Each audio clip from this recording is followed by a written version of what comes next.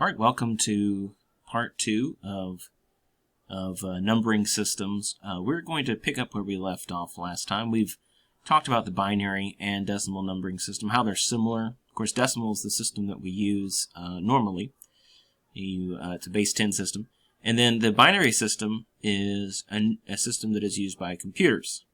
All right, computers use a series of ons and offs, or ones and zeros. And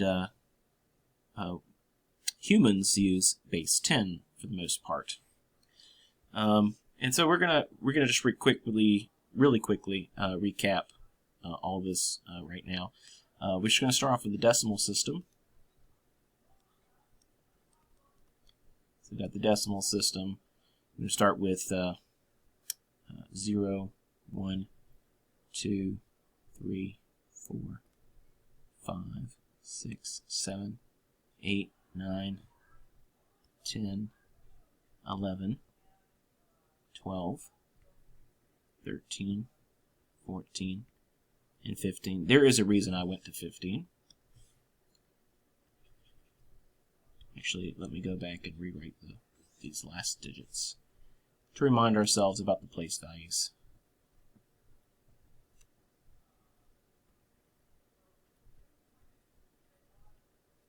Okay, so the first 15 decimal digits.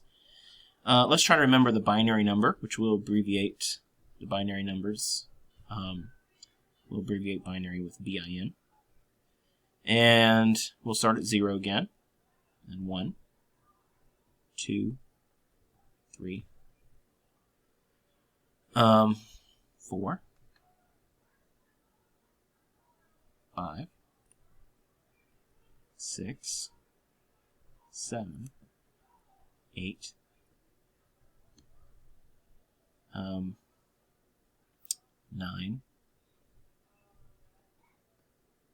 10, 11, 12, 13, 14, and 15. Okay, so there's your binary numbers 0 through 15. Now, the next numbering system we're going to talk about is the hexadecimal numbering system. And so the reason why we need to know the hexadecimal numbering system is because many things are written in hexadecimal to make them more readable to humans. Many binary patterns are written in hexadecimal to make them more readable to humans. So it's going to be important to understand hexadecimal. Those are going to be the three numbering systems that we're going to stop with, or stick with. We're going to stick with decimal, binary, and hexadecimal. Okay, so hexadecimal is the new one. Hex for short. Hex number, again, that's short for hexadecimal system.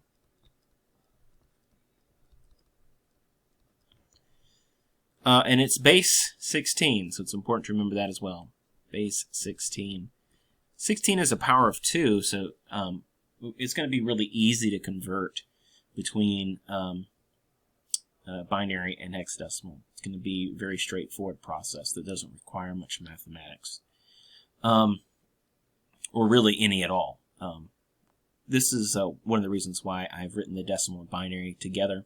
We're going to see how it relates to the hex, and we're going to see how easy it is to represent binary numbers, long strings of binary numbers, with just a few hexadecimal digits. And that's going to be very convenient for us. Let's start off with counting, though. In a base 16 numbering system, of course, you're going to have 16 digits. So 16 digits is how many digits there are in the hex system. Okay? So I'm going to write those down. 0, 1, 2, 3, 4, 5, 6, 7, 8, and 9. Now there is a digit that represents 10 and 11 and 12 and all that. Those digits start with capital, usually capital letters A for 10, B for 11, C for 12, D is 13, E is 14, and F is 15. Okay? And so there are, like I said, there are 16 digits in the hexadecimal system. And so once we run out of digits, then we can use place values. So the next thing after 15 would be F. The next thing after that would be 1, 0, right? 1, 1, 1, 2. And we keep going. And if we kept going, we get to 1F. And then the next thing after that would be 2, 0. 20 would be after 1F. Well, it looks like 20, but it's not going to be the number 20. It's actually going to be the number 32 is 20 in hexadecimal. But anyway, that's kind of how it works. It works the same way all the other numbering systems does. So that's convenient for us. We can understand that because this is base 16. If we see a hexadecimal number, let's say 3A6, and we see that as a hexadecimal number. Now, sometimes there's a couple different ways that we abbreviate hexadecimal numbers. A couple different ways to abbreviate them, or to show that they're hexadecimal. Obviously, if they contain a letter, it's a hexadecimal number. But not all hexadecimal numbers contain letters. They will contain one of the other digits that are numeric. Well, all of these digits are technically numeric. We're just borrowing from the alphabet to get the symbols we need to represent 10 through 16, or 10 through 15, rather. So A, if you see an A in a number, I mean, obviously that's going to signal to you it's hexadecimal. But in general, to keep it known that it's hexadecimal, even if we're looking at number 312 or something, if we want to represent this as 312 hex, we normally preface it with a 0x, or we can take and put an H at the end to indicate that it's hexadecimal. All right, these are the two ones allowed by most compilers and assemblers. So since we're going to be programming microprocessors, it may be easier to remember one of these two patterns rather than using a subscript like we were before. So 0x312 is hexadecimal 312, or 3A6H is hexadecimal 3A6. And that just informs the person looking at your numbers that they are indeed hexadecimal. I prefer the 0x method, so I will do that from here on out. But let's assume we have a number, 3A6,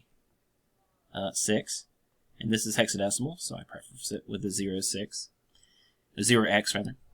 So it's 3A6, 0x3A6, so this is hexadecimal. To convert it to decimal is very simple. We simply look at the place values, right? All right. Remember, this is a base 16 number system, so the first one is 16 raised to the 0, which is the ones place. Remember, all numbering systems have a ones place.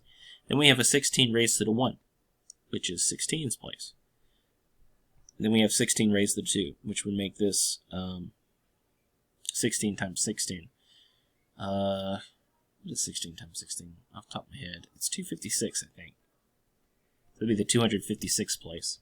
So yeah, that's kind of how we do it. And 16 to the 3 would be the next one. That'd be 256 times 16, which I think is 4,096. So the next level will be 4,096, the next place value. So you notice that you can represent really, really large numbers with very few digits in the hexadecimal. That's why we use it. It's a great way to shorthand binary and write binary in a way that is a little bit easier on the keyboard. So not just pressing the 1 and 0 number parts. 1 and 0 key is too much. So we have a 3, and how do we read this? We read this as 3 256s. We read this as A, which is 10, right? A is 10. We have 10 16s. All right, 16's place. And we got 6 1s. All right, and we can go ahead and perform this arithmetic. All right, so that's going to be 6 right there. And then 10 times 16 is 160. And 3 times 256 is 768. All right, if I'm not mistaken, 3 times 256 is 768. And then we're going to add. So 8 plus 0 plus 6 is 14 with a carry. And then 6, 6, and 1 is 13 with a carry. And then 7 and 1 is 9. So 3a6 is 934 base 10. All right? And that's how you convert from hexadecimal to decimal. It's very simple. Pretty straightforward. Converting hexadecimal back to decimal is a little bit harder, but still fairly easy. I know the way I taught to convert hexadecimal to binary, I simply told you how to use the place values and repeatedly subtract your place values from the remaining number. You just kept subtracting until you got to 0, and when you did that, there were ones located in the place values that were needed for the number, and zeros in the other place values. And that's a fine way to do it. Another way I could have showed you how to do binary is to repeatedly divide by 2. And that method it takes a little longer, and when you're converting from decimal to binary, but it is the only way really of converting base 16 to decimal. So repeatedly dividing by 16 is what you're going to do to convert something that's in hexadecimal into decimal, or something that's in decimal rather into hexadecimal. You just repeatedly divide it by 16. Sorry, I got that backwards for a second. Okay, let's go and try that. Let's try a decimal number. I don't know. Let's try 603b. 63b, base 16. Oh no, I'm sorry. I'm supposed to write the. We're going the other way.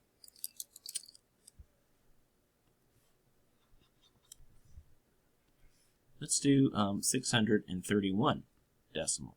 It'll be fine. This is decimal, so base 10 there.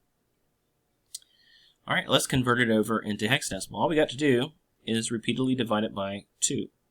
All right, not 2. Sorry, I'm not converting it to binary. You can convert it to binary that way, but you can repeatedly divide it by 16. Okay, repeatedly divide it by 16. Let me grab the Windows calculator. The programmer one is fine. Let's divide 631. Well, actually, it gives you the answer, doesn't it? 631 is 277 in hex. But let's say we didn't know that. Let me do the standard. That way you don't see the answer. So 631, we're just going to divide that by 16. All right, and when you divide it by 16, you get 39. All right, 39. And 39 is fine. That's the quotient. All right, and then we need to put the remainder. Now, how do we find the remainder? Well, the easiest way to find the remainder is take off the 39. So I'm going to take off the 39 part there, and I'm going to take what's left over and multiply it by 16. That'll give me the remainder. And that's 7. So I'm going to write 7 as my remainder. Then I'm going to take 39, because that's what we had left over. That's the quotient here, and the remainder goes there. We got 39 carried over here, divided by 16. All right, divided by 16. So we're going to take 39, all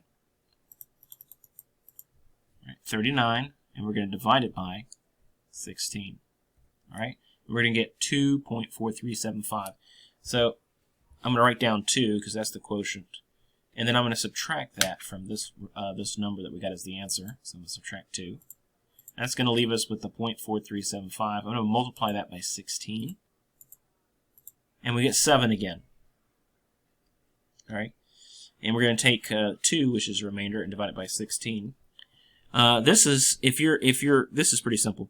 If your numerator is smaller than your denominator, then the numerator is the remainder, and there is no quotient.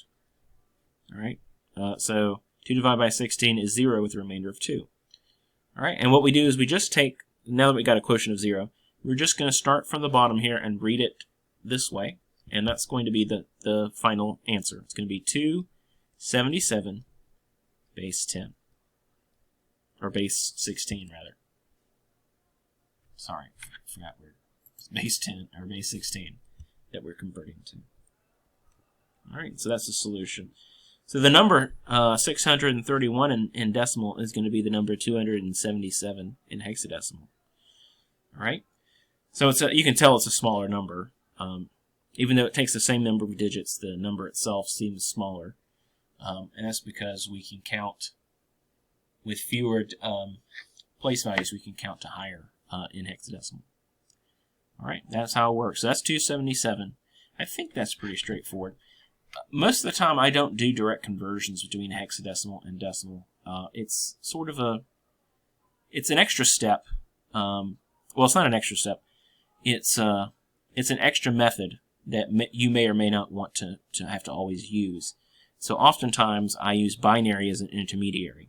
In other words, because it's so simple to change from binary to hex and hex to binary, I often will convert it to binary first and then into decimal, because it's always easier to convert the binary to decimal than it is hexadecimal to decimal, in my opinion. But anyway, that's how you do it. That's how you do it directly. If you're going to convert decimal to hexadecimal, repeatedly divide by 16. If you're going to convert hexadecimal to decimal, like we did up here, you just take out the place values. Take out the place values, write down the number, multiply each place value by the number that's there. And keep in mind that any number that's a letter is going to be a 2-digit number, like 10 or 11 or 12, or all the way up to 15, one of those numbers. Alright, and that's how it works. Very straightforward. So that's how hexadecimal is done when you're converting between when you're converting between decimal and hex. That's how it's done. Let's do the easier way of conversion, or the easiest type of conversion, and that is hex to binary. This is actually very easy. Let's take the number 3AC2. Alright, it's a 4-digit number. It is hexadecimal, and we want to convert it into binary. How do I convert it into binary? Well, it's actually quite simple. It's actually quite simple. What I'm going to do is I'm going to find 4-bit digits that represent 4-bit binary numbers represent each of these place values. Each of these numbers here. So 2, we can go back up actually and look here at this table that I made. We can look at 2. 2 is binary. 2 is a number here. What does 2 look like in binary? Well, 2 looks like this. All right, but since I am using hexadecimal, let me just pad some zeros here. What I'm going to do is write down the hexadecimal representation, or the binary representation of 2, using 4 bits. I have to use 4 bits because we can represent each of the hex digits as 4 bits. So 000 in binary corresponds to a hex of 0. 001 in binary corresponds to a hex of hex of 1. 0010 a hex of 2. It's actually represented by the hex digit 2. 0011 is represented by the hex digit 3, and so on and so forth, with the last digit F represented with 4 ones in binary. Alright, so each of these digits in hex can be represented with 4 bits in binary, and that's what we're going to look at. Let's start with number 2, 0010. What I'm going to do is write that down. So this is going to be 0010. Alright, and then I'm going to write down what C is. And you can just go back up here and refer to your hopefully you've written down this. You can just refer to it as a sort of a table. C is going to be represented by the number 12 in binary, 1100. Alright, and then the A is the binary for 10, which I can represent here because I know it. And 3 is represented by 0011. Now, obviously, I don't need any zeros before the first one, we can get rid of those. And that means that the number, the binary number for this hexadecimal number is this. It's 1 1 1 0 1 0 1 1 0 0 and then 0 0 1 0. And that's the binary equivalent. Notice that's a really long binary number. But with the hexadecimal, I cut it down to 4 digits. All right. And again, we just set aside. We just look up each of the digits in the hexadecimal number. We look up in that table above, and write down the 4-bit binary equivalent. That's all we got to do. That's how easy it is to convert. We'll do another example. 0x 1c 6 7. All right, that's a hexadecimal number. Now I can write these down. I can write these binary equivalents down. All right, starting with 7. 7 can be represented as 0 1 1 1. 6 can be represented as 0 1 1 0. And C can be represented as 12, which is 1 1 0 0. And 1 can be represented as 0 0 0 1. All right, and again, I can leave off this. I don't need any of the zeros before the first one. And write down the solution, which would be 1 1 1 0 0 0 1 1 0 0 1 1 1 base 2. And that would be the binary of the above hexadecimal number. So binary can be used as a simplified way of representing a large binary value. Very simplified. Let's go the other way. Let's say I was given a long string of numbers in binary, a long sequence of ones and zeros. All right, so I've got a lot. Here we go. Now, I don't know what this is, but I want to shorthand it into hexadecimal, so let's convert. All right. What we're going to do when we're converting hex or binary into hex is we're just going to group. And again, this is binary into hex. We're just going to group these numbers 4 at a time, starting from the rightmost side. So the first set of 4 is going to be right here. I will use a different color for the next set. This is the next set of 4 right there. All right, and then the next set of 4 would be right there. And then the last set of 4 would be right there.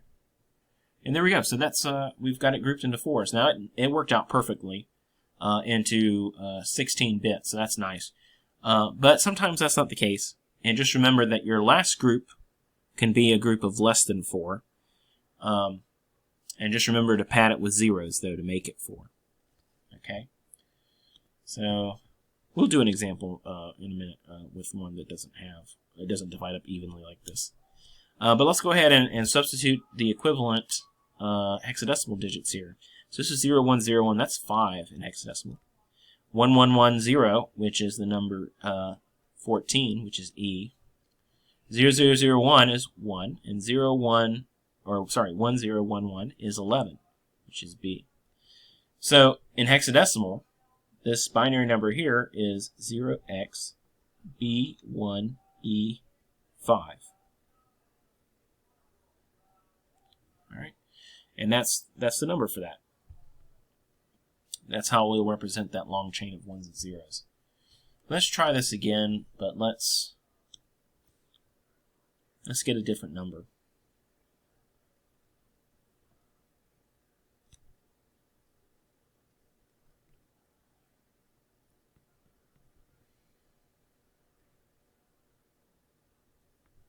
All right, so here's another binary number, and we're going to convert it into hexadecimal.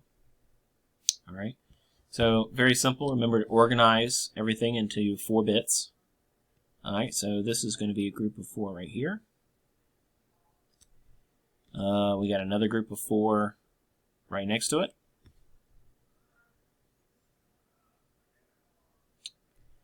And then we have another group of 4. Well, we have another group.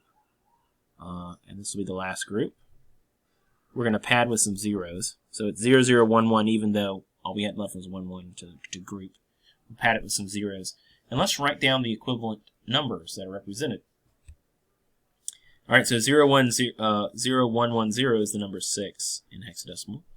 0, 0, 1, 0 is the number 2 in hexadecimal. And 0, 0, 1, 1 is the number 3 in hexadecimal. Therefore, the solution is 0x326. Okay, that'll be the final solution for that. Right, it's very straightforward once you get the hang of it to convert between binary and hex. And because it's so easy, a lot of times I don't bother learning anything that translates from hex to binary, from hex to decimal, or decimal to hex directly. You can certainly do that, and I've shown you how to do it just a little while ago, but oftentimes what I will do is convert binary or hexadecimal, hexadecimal or decimal into binary in order to convert them to hexadecimal. So I will go from like decimal to binary to hex, or from hex to binary to decimal. I won't do directly from hex to decimal or decimal to hex, but you can, and that's what I showed you earlier. All right, we're going to finish up with just a little bit of arithmetic, all right? Because now we know everything there is to know about hex, binary, and decimal. So what we're going to do is just add. Okay, that's what I want to do, just show you how to add. Adding is pretty easy. Adding. Let's try adding in binary. I think everybody knows how to add, but we can go over it. It's very simple how to add. If you want to add a binary number to another binary number, it's very simple.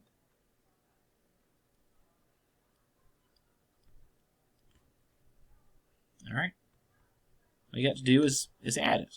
All right, so here's a binary number here, another binary number below it. And we're just going to add them together. So you start with your place values again, your lowest place value, just like you would in regular addition. So 0 plus 1 is 1. 1 plus 1 is 2. But 2, remember, in binary is 1, 0. So it's 0 with a carry. 1, 0. So the 1 gets carried, and you get 1 plus 1 plus 0, which is also 2. So we carry the 1 over. 1 plus 0 is 1, and 1 plus 1 is 2. Alright, and that ends up being the solution. Now, I can verify this by converting the binary into decimal, just to make sure that makes sense. So 001 is the number 22. And this here is 16 plus 3, which is 19. Right, 9, 10, 11, 41. Let's make sure that works out. Should be 41 if I'm adding those two together. So it's 41 because this is the 32's place. And then this is the 8's and this is the 1. So 8 and 1 and 32 is 32 plus 9, which is 41. Yeah, just add those up. I get 41. So I get so the solution that we got in binary is the same as the real solution, which means you didn't mess up. All right, so that was just a way to look at how to add binary. So you can add binary just by adding ones and zeros together. We'll just do one more for good practice. Oh, that's the same number, isn't it? Hold on. There we go. And then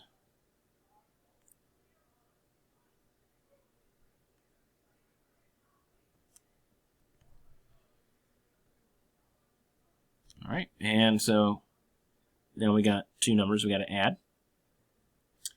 Let me go ahead and use red pen here. 1 plus 1 is 2, so remember how to do that. 0 with a carry 1. 1 plus 0 plus 1 is 2. All right, now we got 1 plus 1 plus 1 is 3. That's a 1 with a carry of 1. 1 plus 1 is 0. 1 plus 1 is 2. That's a 0 with a carry. 1 plus 0 plus 1 is 2. All right, and then we carry the 1. 1 plus 1 plus 1 is 3. That's a 1 with a carry. And then 1 plus 1 is 2. So there's your final solution to that. All right, and that's those two binary numbers add together. All right, so pretty straightforward. I think, adding in binary. You can also do subtraction, or adding rather. You can do subtraction as well, but adding in hex.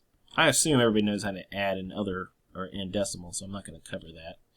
But adding in hexadecimal is just as easy. If we have two numbers, let's say 1F, and we're going to add it to 23 in binary, or sorry, hex. Let me just write that as hex. That's one, again, normally we write hex with ending in an H or beginning with the 0x. Alright, so let's do F and 3. Well, F is 15 and 3 is 18. 15 plus 3 is 18. And 18 is just 3 with a carry of 1.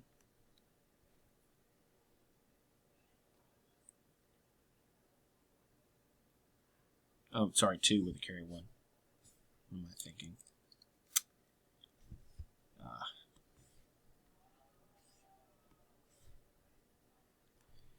18 in hexadecimal is 12, so it's 2 with a carry of 1.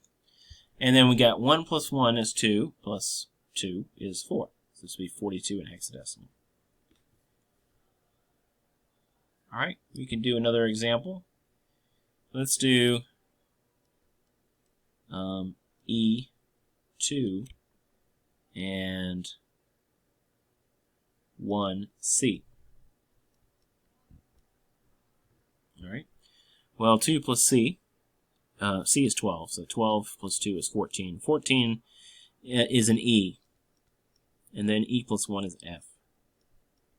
And so this ends up being FE as the solution.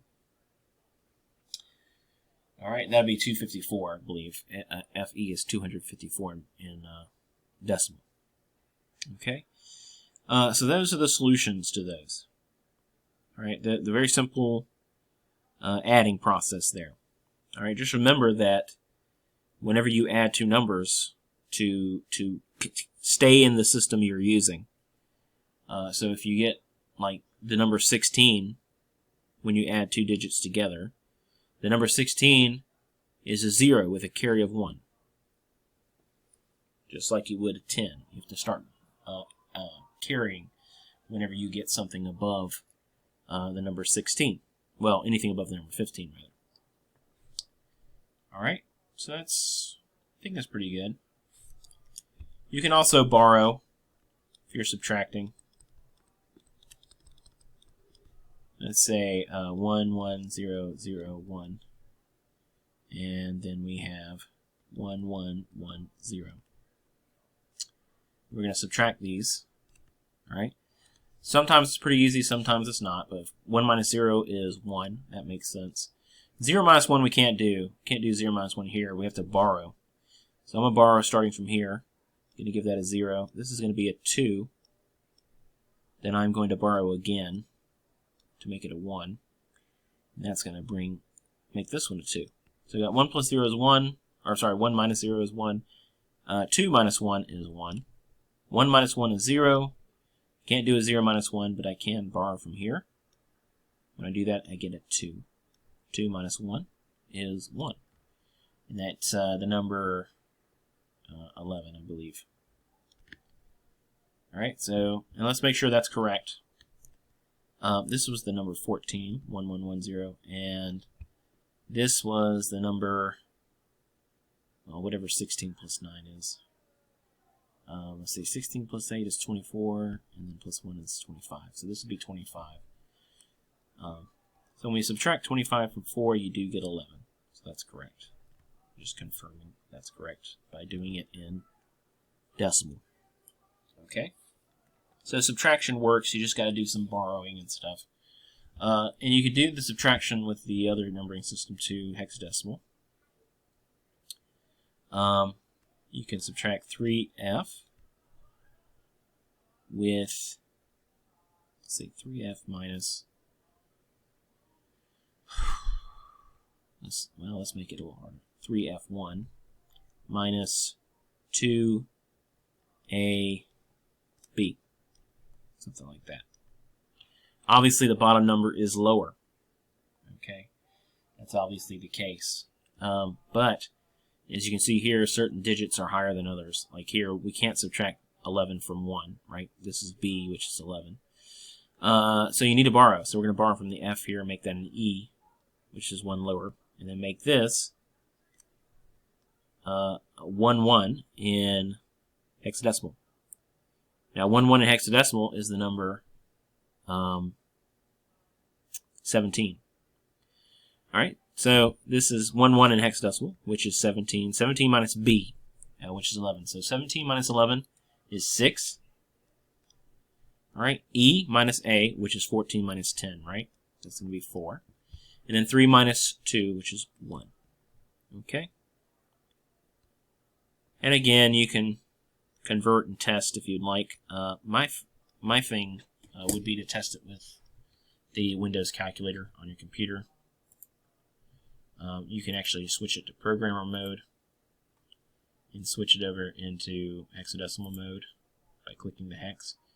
Then you can type it in. You can type in 3f1 and subtract 2ab, and you get 146 in hex. Alright, so it works. And you can use the programmer calculator for a lot of these arithmetic, but I thought I would show you. Alright, that's going to be it, mainly for our, for number systems. We are going to come back in another video and talk a little bit about how codes are used. All right, we talked about how to do arithmetic and how to create numbers in our binary system and how to write them in shorthand using the hexadecimal system. But we're also going to look at codes. These are binary representations of things that are not numbers. And so that's going to be the subject of the next video. I want to thank you all for watching. Have a great evening.